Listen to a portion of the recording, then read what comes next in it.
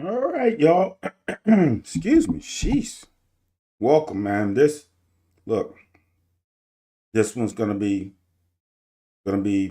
short and sweet probably. But man,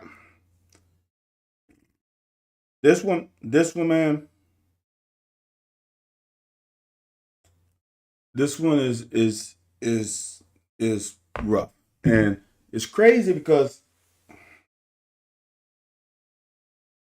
I really don't know the kid. But I'm start with this. So rest in power to Devontae Lee.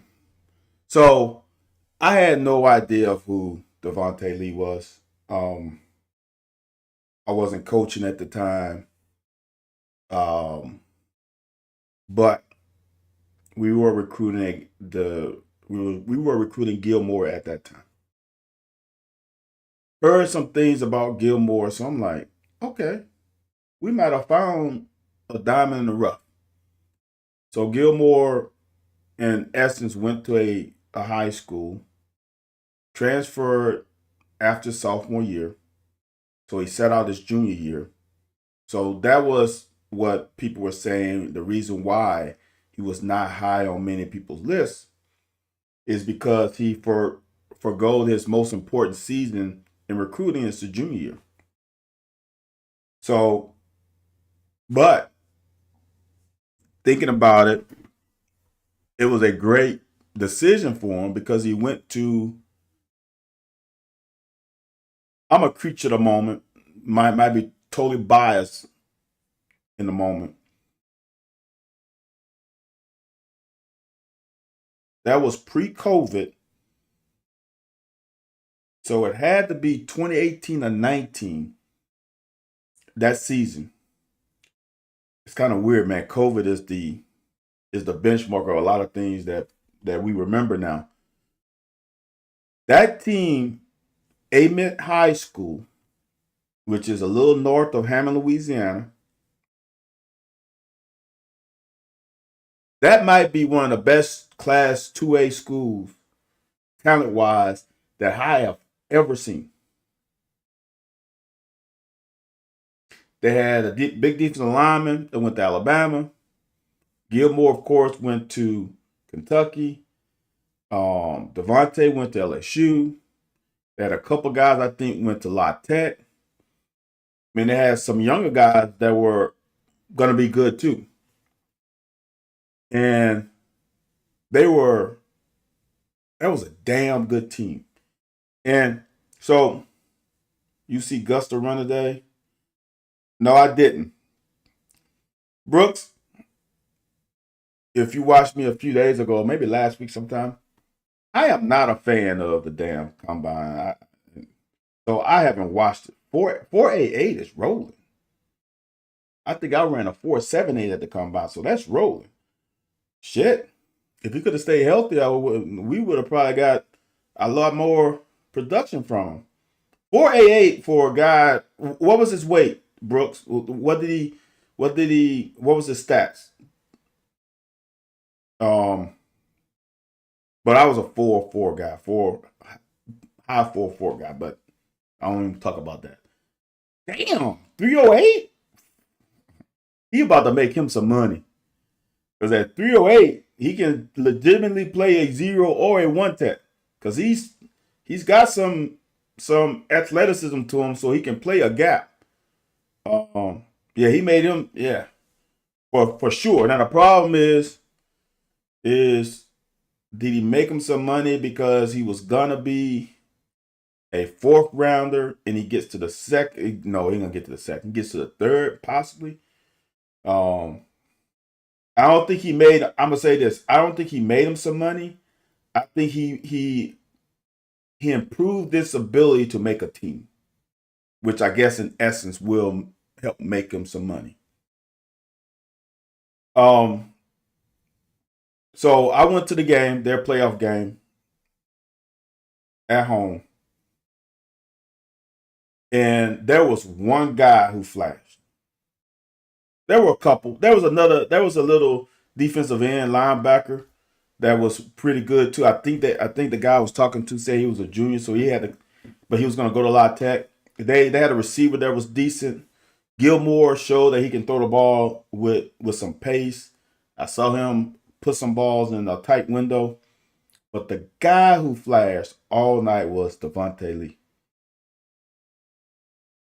It was a. I'm trying to think of a guy who. So he played receiver and he played safety, and he was an MF on defense. Um, for me, it's guys whom you see have a motor and is an impact on the game in so many different ways. He wasn't a great route runner yet, but he was still in high school. But the physicality of him was on display on both sides of the ball. He had good hands, but maybe reminds me a little bit of Brandon Marshall. Maybe I don't know what Brandon Marshall looked like in high school, but in the pros, like someone just uh, T. Owens maybe, like just physically, just imposing. And I really wanted. I knew if he went to LSU, he was not going to get the chance to develop as a receiver. I mean, you think about it. Look at the receivers that came out since 2018, 2019. So I knew he wouldn't get a chance to develop because they had so much talent in that room. But I knew if he came to Kentucky, he would have had a chance to be that dude because he would have had a chance to truly play and learn a position through reps because we needed that kind of athlete at that position. Now I know what potentially I don't have 100% know it, but I know that our governor got involved and did some things and I know why he went to LSU and it totally made sense. But from a development standpoint, I really wish he would have came to Kentucky because he eventually left LSU and went to La Tech. But seeing today that Devontae passed away, um, I heard that he had bone cancer. Potentially, I think his mom said it a couple years ago. Man, it is, it is rough seeing young men die so early, and I really wish, damn, it, man,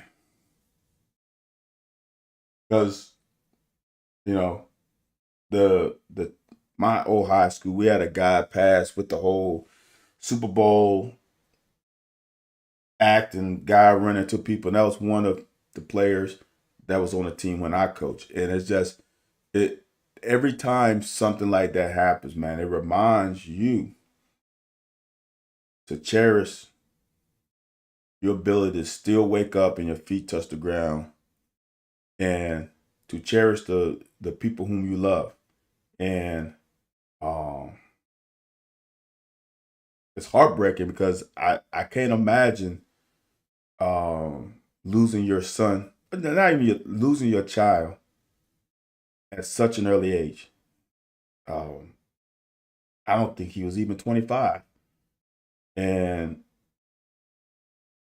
so I don't know what else to say, man. Condolences to that Lee family, his parents, his siblings, his family.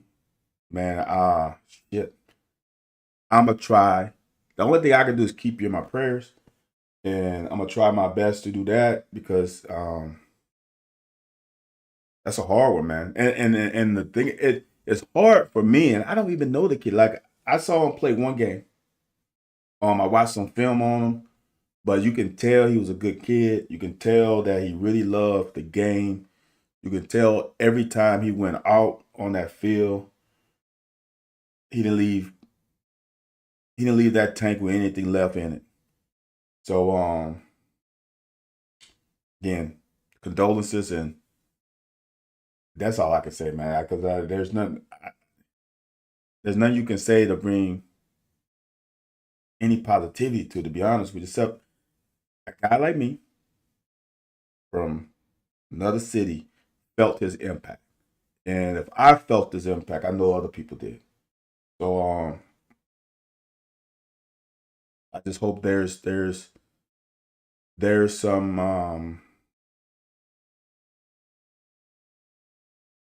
some way to help his family through these tough times. So I probably should have ended with that instead of beginning with that. Sheesh. So look, in the group chat I'm in, and I saw it scrolling first, before I saw it in the group chat. But it led me to this, and I just have to talk about it. So there was I don't know if you guys and girls have seen that the NCAA is having some rule changes. And one of the rule changes that came up, and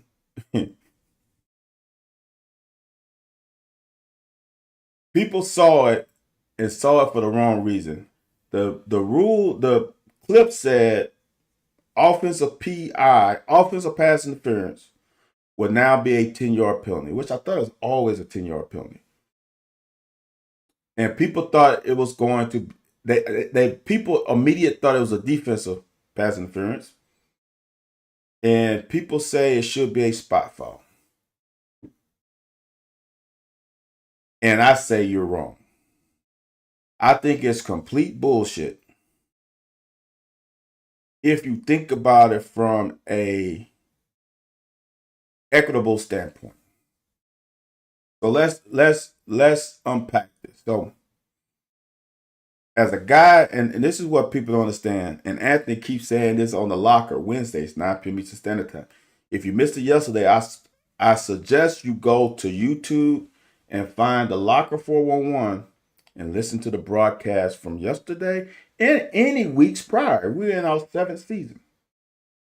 Anthony keeps saying that I'm a defensive player, and I'm not.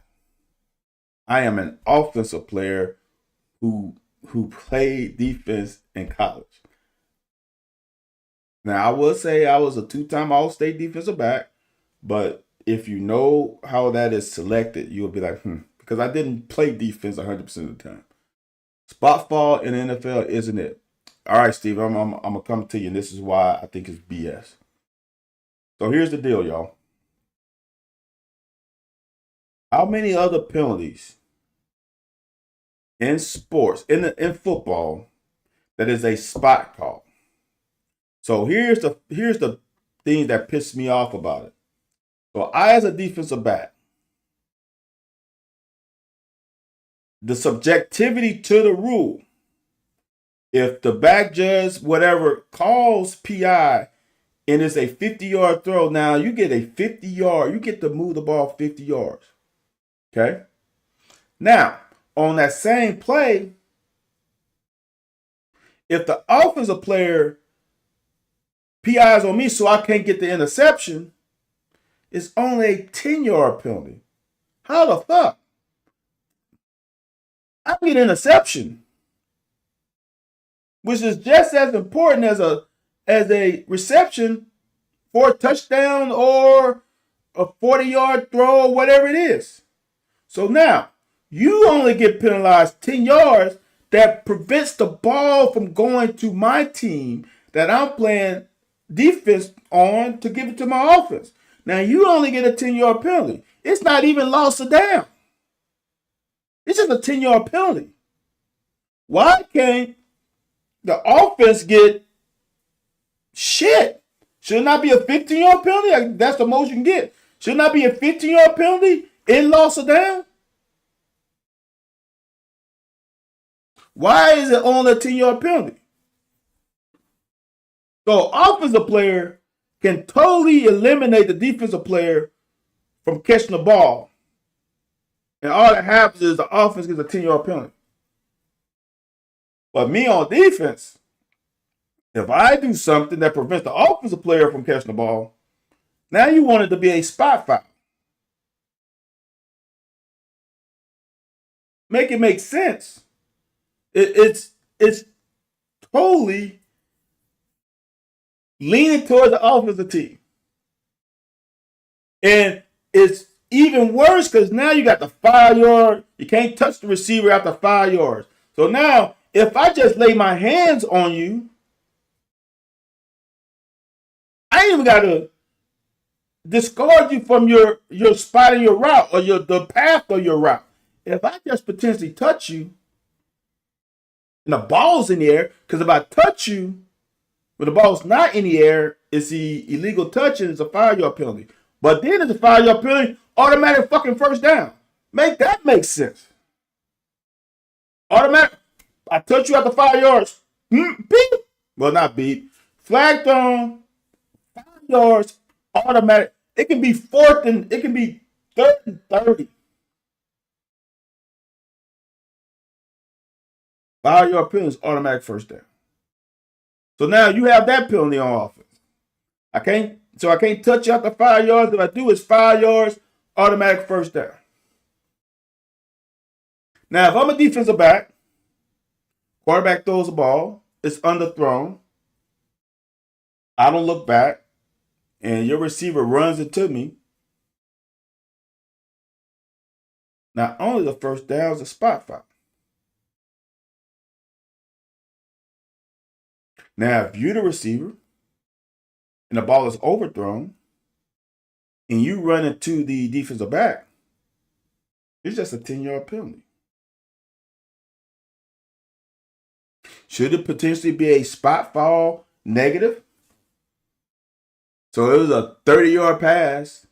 You interfere with the defensive player 30 yards from the line of scrimmage. Should you move back 30 yards back? Because if I catch it, now my team gets the ball at that point. Should it not be 30 yards back in loss of down?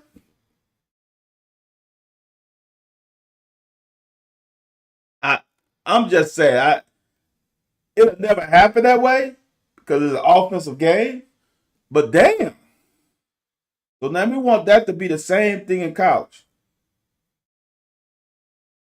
When in college, it's even tougher on the guys, the back judges, because in college, I can jam you anywhere down the field as long as the ball's not near.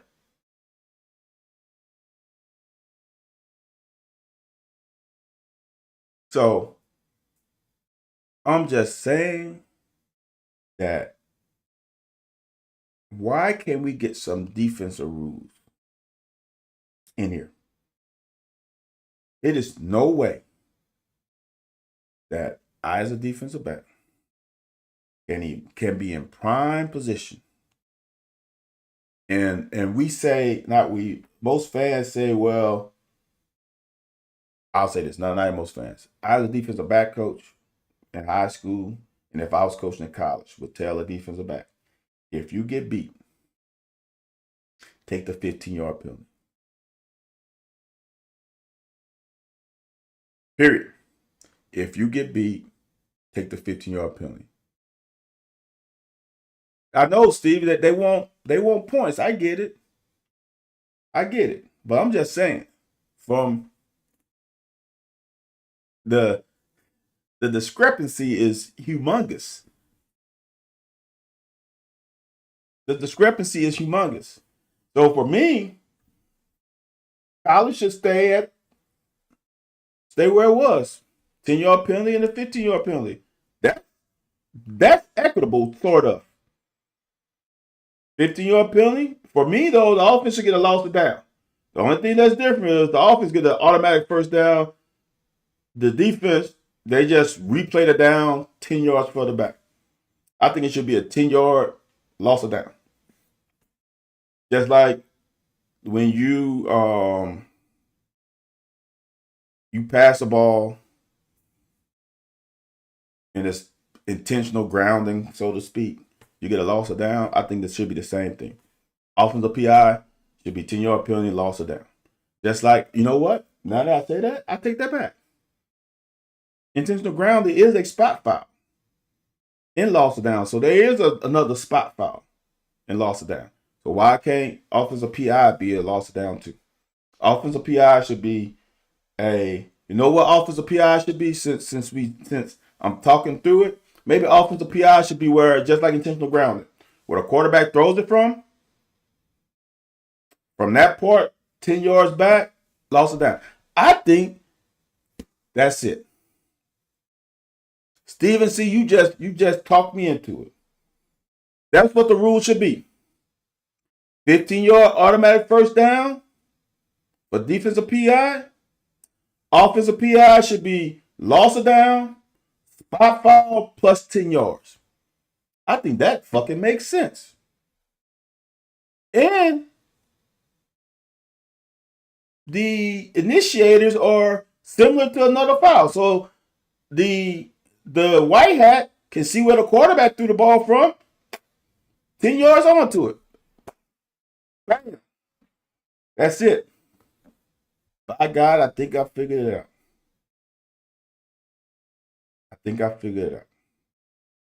So for me, let's I think I might have to get on the rules committee. Stephen C, we need to get on the rules committee. I think us two together, we figure this shit out. Because that makes sense. Or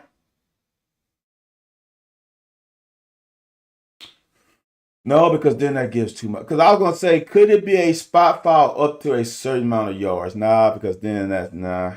Make it 15 yards. Or should it be a spot foul? Nah, because then it was a 60-yard throw. 15 yards and 10 yards.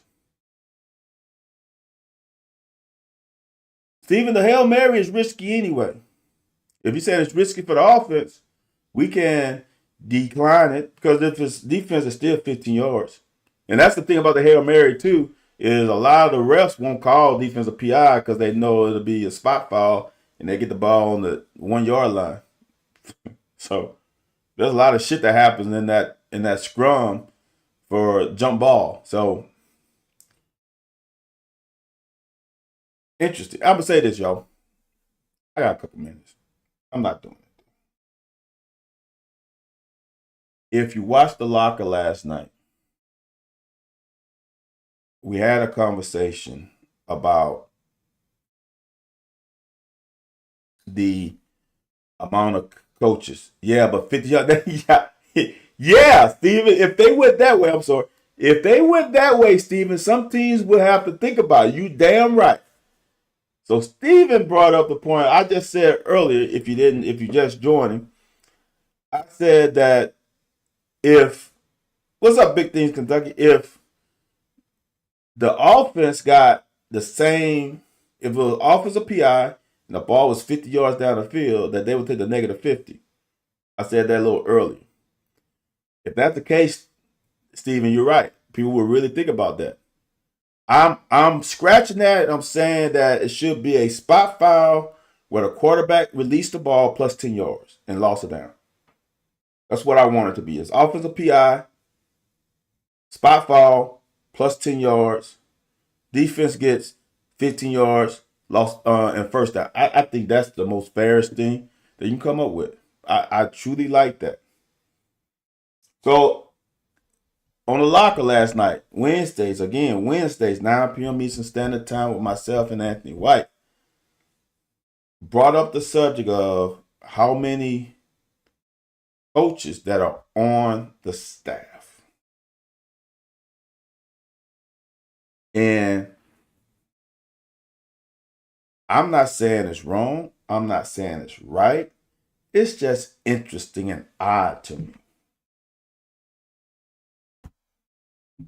It's interesting and odd that we have so many coaches on the staff, and some of them are not coaching a position group, which is very interesting to me.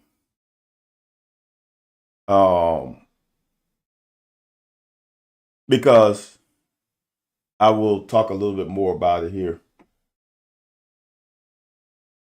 All the situations I know, Like when they hired Sloan, I thought Sloan was going to automatically be the quarterback coach. Because normally the OC, I'm going to say this. I said this many times on my broadcast on the Locker Wednesdays, 9 p.m. Eastern Standard Time, that there's the two most important relationships on the offensive side. Is the offensive coordinator and the O-line coach, offensive coordinator, and the quarterback. If you don't have those two, your offense will not be efficient and as successful as it could be. So a lot of the offensive coordinators are usually the quarterback coach. On average, not saying all the time, but on average, most OCs have something to do with the quarterback. And on this staff, we have an offensive coordinator that doesn't coach a position because we have a quarterback coach. And now, in my opinion, does that mean that quarterback coach is assistant quarterback coach and offensive coordinator is really a quarterback coach? He just doesn't have the title? Because then the other thing is Will Stein going to call plays on Saturdays? And if you watch me for any time, I think the biggest mistake these coordinators make when the reason why they are head coaches is because their ability to call plays on game day, when they give that up, I think that's the worst decision those guys can make, especially the first few years. Now, you want to give it up after 3, 4, 5 years of being a head coach, and now you have groomed the next guy. I get it. But it's no fucking way, and you know what? Why would I say no effing way, but then won't say in hell? That's crazy. There's no way in hell that I'm not calling plays when that's the reason why I'm in this position. So if Will Stein is truly going to call plays on game day, that means you have an offensive coordinator, you have a passing game coordinator, you have a run game coordinator, you have a quarterback coach, you have a running. That's a lot of voices. That's a lot of voices. And all I was saying yesterday is whom is going to control and handle all those voices. Because as a head coach, I have to give my coaches the ability to speak freely. And the more bodies in the meeting room speaking freely can cause chaos potentially, or it could be a great thing.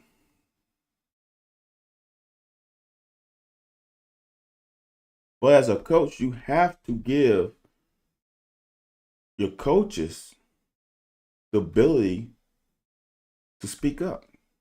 You cannot have guys mute in the coach's office, in the coach's meeting. You just can't, in my opinion. Some guy might have a great idea. And he feels like, well, I'm only a running back coach and I can't say shit. Or I'm just a run game coordinator. I don't coach a position, so I don't get a chance to talk to a position and say, this is how I want things done.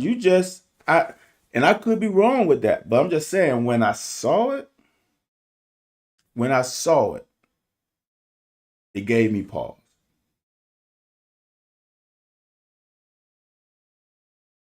When you have, I noticed from a defensive back perspective, and I haven't been coached any other way, so I'm gonna put it out there like that. I've only been coached one way. I've never had a corner and a safety coach on any level. When I played in NFL, the two teams I went to camp with, they had one defensive back coach. When I was in high school, I had one defensive back coach. When I was in college, I had one defensive back coach. I didn't even have a safety corner coach. Like I said on the locker, it doesn't seem like a big thing. But when you have the entire group training together, it creates a bond that you don't even think about until after you're done. Like, I didn't think about it when I was playing. Like, oh, well, the safeties are here. It helps create a connection. But no, I didn't think about that. But after I finished football, I understood there was some things. I get to know. I get to know whom, what safeties are the best backpedalers, what safety break on the ball. But I can see that because I'm practicing with them and I see it. And I know Anthony and I are going through. Maybe I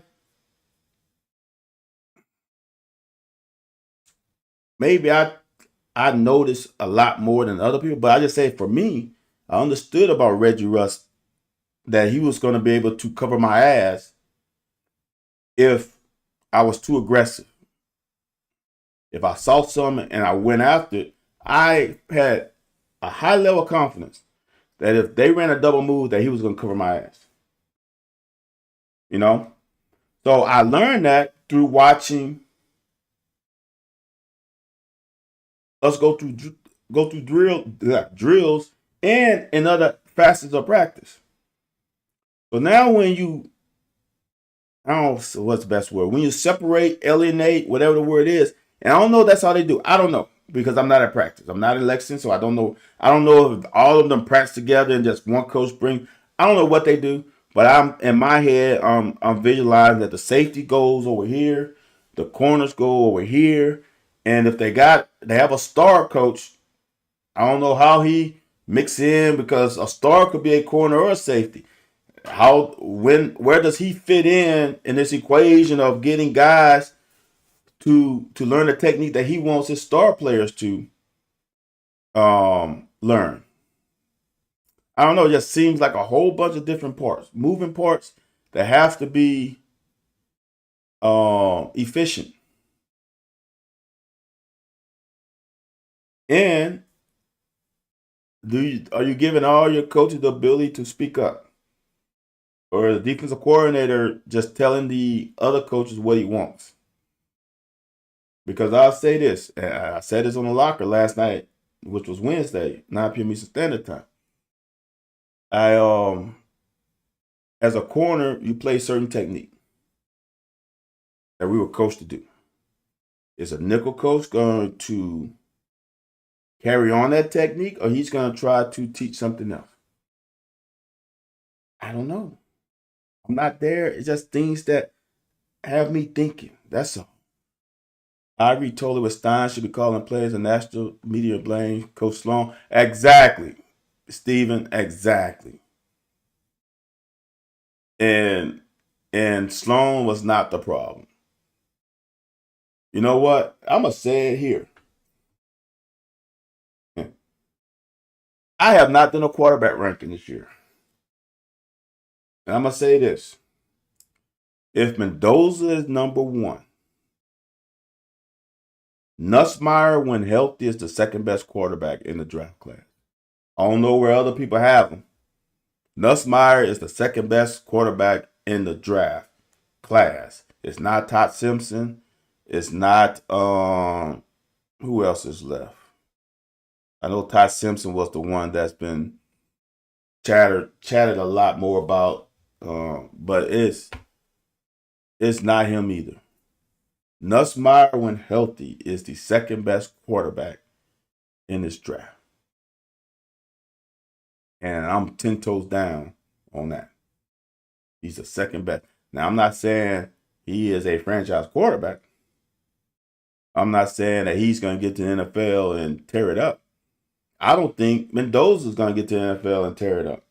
I don't think there's a quarterback in this draft that is I feel comfortable saying without a shadow of a doubt, they're going to be the face of a franchise and be a starting quarterback for 4 or 5 years. There's not one in this class that I feel comfortable saying that. However, with the guys that are in the class, I feel comfortable saying Nussmeier is the second best quarterback. And I know people are going to say, look at his number this year and all this stuff. There was reason for those numbers. But when you look at the things he does well, he's the second best quarterback when healthy. So that thing with Sloan last year, look, Sloan coached down Jaden Jayden Daniels to be a Heisman Trophy winner. So I'm just saying. And Jayden Daniels was not even close to a Heisman Trophy winner when he was at Arizona State.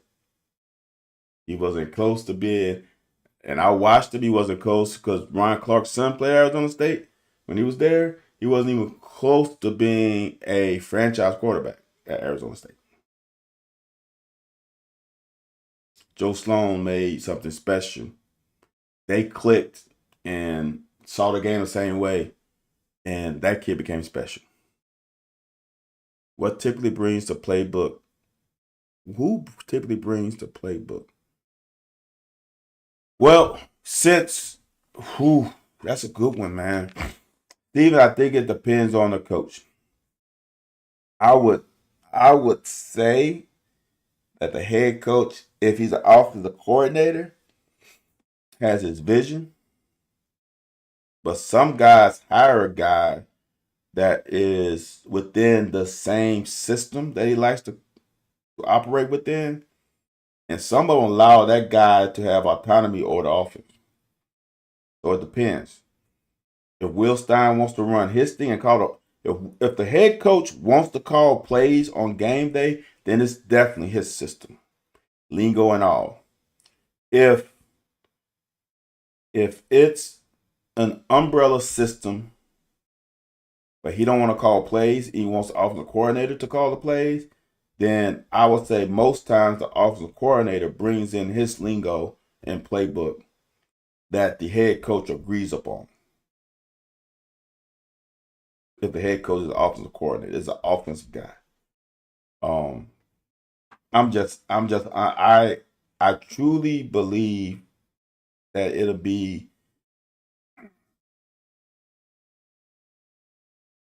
I think it's a bad thing if Will Stein doesn't call plays on Saturday. I think it'll be a bad mistake. And the mistake is more than just X and O's and the actual play call on Saturday. Because, first of all, I think Sloan has the skill set to call plays on Saturday. Will Stein has proven he has the skill set to call plays on Saturday. But the optics will be bad. I think the head coach calling the plays allows a little bit more of a honeymoon phase. Well, if he called plays, he called plays at Oregon and they were great. He called plays at UTSA and they were good. Well, it must be something else that's the problem with why the offense is not efficient or being productive. But as you say, if Sloan calls the plays, then people are going to go back to the last year of LSU and say, why the hell did Will Stein allow Sloan to call the plays? Now that causes it causes a narrative. If Will Stein calls the plays, I think the offense has a little bit of margin of error and leeway with the fans if things go awry. So I think Stein should call the plays. It helps in so many ways. When the head coach is calling plays, especially on a new team, I think players will be more on their toes and do things right the majority of the time. That's a whole bunch of variables to the head coach calling plays. A whole bunch of variables that can help. Because now the guy who is the head coach is also making the decisions on offense. And everybody knows that. So everybody's on their P's and Q's. In my opinion. Because I'll say this. My first 3 years at Kentucky, Coach Archer called the plays and Coach Smith was just the defensive back coach. So there were some abilities potentially to go to coach the defensive coordinator and say, Coach, why are we not running certain coverages? Coach, we don't look. I'm the cover. We can't run cover orange because we have a certain couple players who cannot. We're not on the same page. We're reading number 2. Certain things like that. That when Coach Smith became the defensive coordinator, he's a defensive back coach. Now you're talking to not only the defensive coordinator, but he's also your coach. So are you gonna really say certain shit? Do you really want to play or do you not? So things are a little bit different when your position coach is the guy who's also making the decisions for that side of the ball. I'm not saying, I'm just saying. So I think Will Stein taking that reign for the first couple of years is beneficial for a whole lot of reasons, and not just for 1 or 2 reasons. And I just think it's best for it to happen initially. And if he wants to, in a few years, give it up, sure. I just think do it now, get the ball rolling, create some momentum, but also create a little buffer in there. All right, y'all. That's all I got. I'm not going to belabor this thing. Is it confirmed that Stein will call plays? I don't know, Michael. I confirm. I don't know because I think they have been a little coy with it. I can't remember what Stein official quote was early when he first came on, but it gave him an out. It kind of seemed like he was, but then it kind of seemed like he wasn't. So, Mike, I don't know. Like I said, I just hope he does. So, y'all, I appreciate y'all tuning in tonight. If you just came on, you can always watch the replay. Anytime, Michael. You can follow me, vstyle17, on Twitter, Twitch, and TikTok. Driving with Styles on YouTube. But I did say Twitter. Share, comment, subscribe, all those good things on all the social media platforms, especially on YouTube. To get my algorithms up. Appreciate y'all.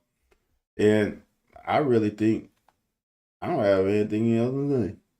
So I'm out, and I'll see y'all next time. Don't know when next time will be, but there will be a next time, hopefully. I appreciate all of y'all, man. Y'all have a good rest of your day, a good rest of your night, and potential weekend if I don't come on again. And I'll hopefully see you guys next week. I'm out.